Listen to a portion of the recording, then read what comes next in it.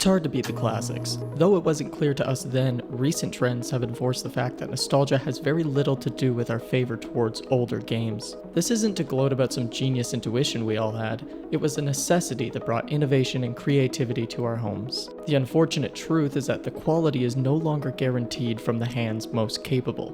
When I was younger, I often had this thought, and though I couldn't articulate it at the time, I wondered how gaming could get any better than this.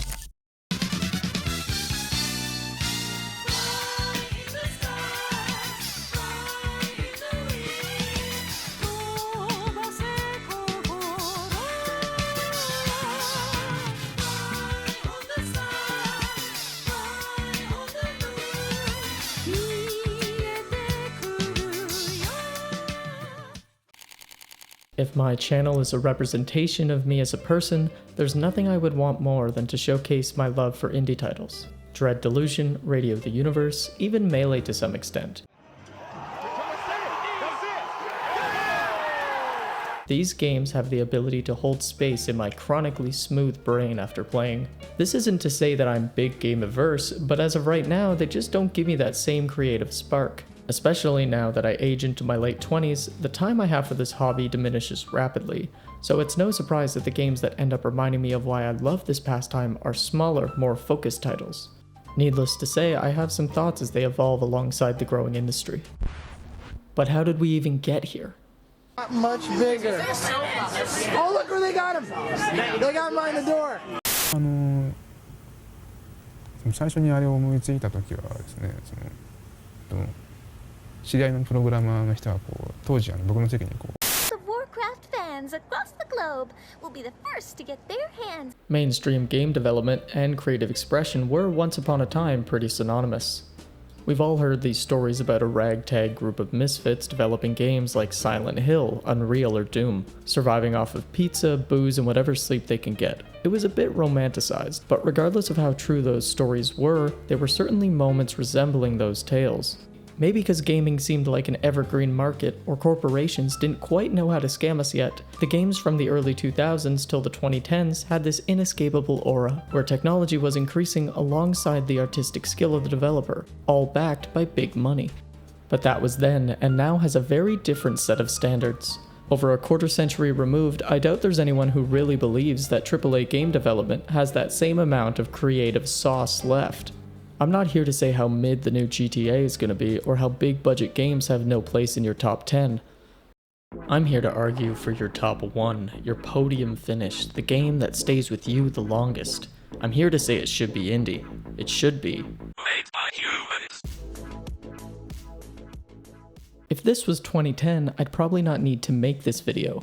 Mainly because I'd be a small boy, but also because it was never this bad. In a time where we have unlimited access to games big and small, good and bad, the products that typically cut through the noise are the ones that have the loudest voice. The ones that are the safest, most simplistic, and immediately validating. Backed by big companies or loved prequels, they are almost always packaged with predatory microtransactions. These are the guiding principles in almost every AAA game today. So what happened between the early 2010s and now? A lot, but most importantly, gaming proved to be the most lucrative industry, and it was only projected to get bigger, faster.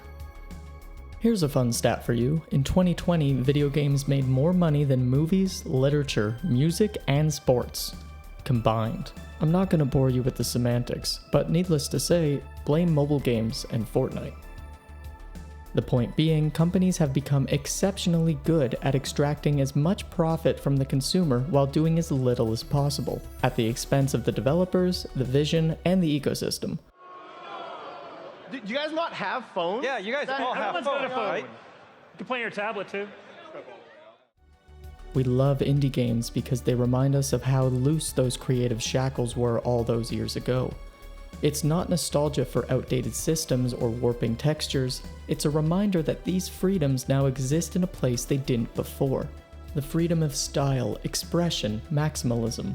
Low poly and indie games are generally full of these aspects, and this freedom has nothing to do with the quantity or even the quality. It's the fact that the hands of corporations are nowhere to be found in this space. I promise you that the rock and roll style of AAA game development has prominently left the building, but there were always people ready to pick up the torch. Unbeatable, Peripatia, Void Stranger, Ultra Kill is a game made by some friends, enthusiasts, volunteers, and they ensure that the torch burns brightly. Back when I started university, that's right, I have debt.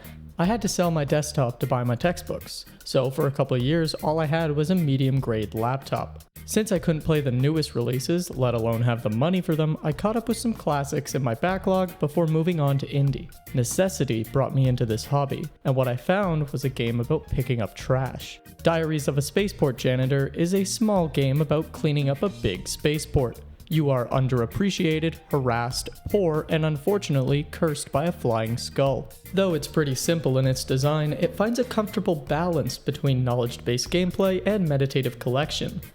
It was the first indie game I really felt had this connection to what I needed in my life at that point. That is, comfort and control. If you want, you can learn about which vendors buy what type of trash for the most profit. Scavenging known hotspots for certain materials becomes addicting as you also plan your route. This concept of navigation, collection, and selling is helped by the game advising you to take it slow. Pick up the trash, pray to strange gods, and change your gender to wizard. But that's not the reason it was my favorite game of 2016. This game has a way of saying, hey, don't stress too much. Yes, you might be broke, sick, totally lost, or just exhausted, but you'll make it off this planet someday, and sometimes we need to hear that. Every night you write a journal entry about the day's events, and while it might seem like a hurdle, definitely something a big developer would never put in lest you close the game, it's a nice inclusion. Write about the strange characters, talk about unraveling the mystery, and I never forget to rant about not having enough credits.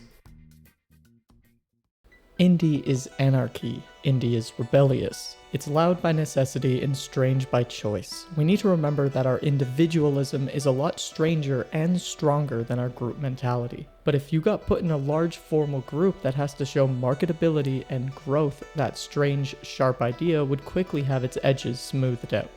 It's not inherently bad, and it doesn't always happen. Look at Expedition 33, that's chock full of strange. Obviously though, not indie, right? There's no way that this game isn't from some big studio who took a huge risk. It's so well put together and stylistic. Expedition 33 was made by 34 people, and all it took was a group of developers who were so sick and tired of Ubisoft's dystopian leadership, they packed up their things and left. 4 years later, they have made the best turn-based RPG since Panzer Dragoon's Saga. The development story here is a bit different as they could afford those 4 years, but the sentiment still remains. Expedition 33's director, Guillaume Bruch, went as far as to say that a project like theirs would have taken at least 25 years to make within a larger AAA studio like Ubisoft, due to the bureaucratic processes, only he probably said that with a French accent. The intersection point between Ubisoft refugees and this video is the understanding that scaling back doesn't just mean regression. What indie games really have to sacrifice is the different ways it allows the player to engage with its systems. You more often than not will have to meet the game on its terms. You can absolutely play Splinter Cell Blacklist like the Unabomber grew a spine, but there's no real way to do that with Gloomwood. Being sneaky isn't an option, it's a requirement. So yeah, the Call of Duty fan might bounce off it rather quickly, but your middle-aged Thief fan, not you, will consider this a return to peak stealth form. That's not easy for a casual audience, but when you find that one game that feels tailor-made for you, this flaw becomes its greatest strength. Not only are you engaging the game on its terms, it feels like the game is meeting you in this strange dance. Maybe a game which has you swapping internal organs is more human than a game made for millions of dollars by hundreds of people. Maybe the game about police-state rebellion through music says a lot more than punching cops in GTA ever could. At our core, we are mysterious and weird. We sometimes act tangent to our internal motivations, or even surprise ourselves with our fascinations. The advice I want to impart is this. Show others your fascinations. Yes, we find comfort in media that we can easily digest, but we grow through media that confronts us. We find ourselves resonating more when the developers show us what makes them tick. Weird games for weird people. That's where the future lies. Thanks for watching. If you feel so inclined, you can support me on Ko-fi. Every dollar donated will go back into making videos better. If not, all good. I like keeping money in my pocket too, but liking and commenting are free. See you later, stinky.